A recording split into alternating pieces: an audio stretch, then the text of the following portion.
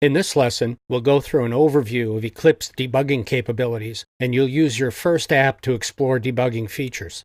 So please bring up Eclipse with your first app workspace, as I've done. Now, open your main activity Java file by double-clicking in the Package Explorer window. Then click on the Debug tab.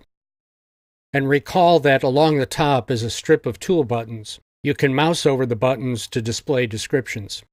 If you'd like to customize the toolbar, click on Window, Customize Perspective, and make your selections. To explore the capabilities of Eclipse debugging, we need to have your app running. So first, we're going to set a breakpoint where we'll pause execution. Let's set a breakpoint on the setContentView method. To set a breakpoint, double-click in the gray area to the left of the statement at which you want to pause execution. And breakpoints pause execution before processing the statement you highlight and set as a breakpoint. If you look up in the breakpoint window in the upper right, you'll see the breakpoint also appear there. Now let's click the Debug button, and that should start your emulator.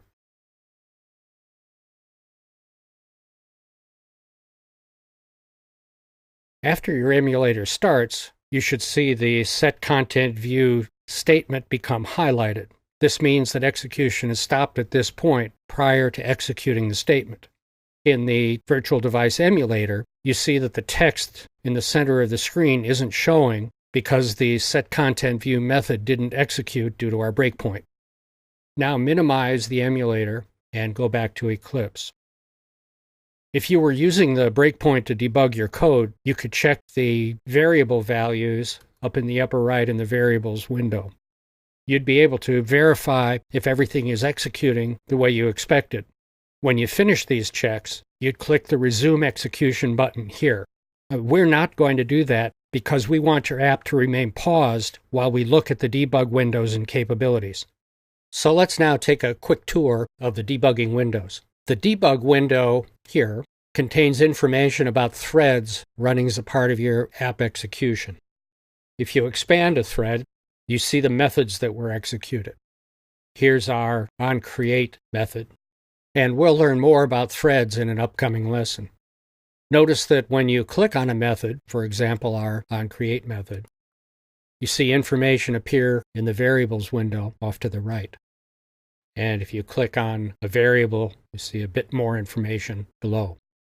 The Variables window details the contents of variables used in your app, either those you create with your code, or as we see here, variables created by various system methods.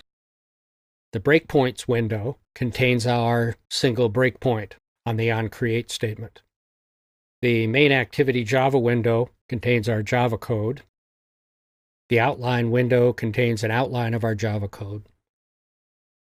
The Console window contains messages from the Android system, such as those for launching activities.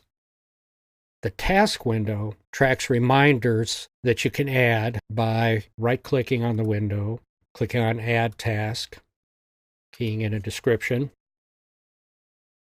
and clicking OK. To add a task associated with an element in your code, highlight the code. Let's use our setContentView statement, right-clicking in the gray bar, and clicking Add Task, and OK. The Problems window tracks Android errors, and we don't have any showing at the moment. The Executables window shows executable files that can be imported into Eclipse.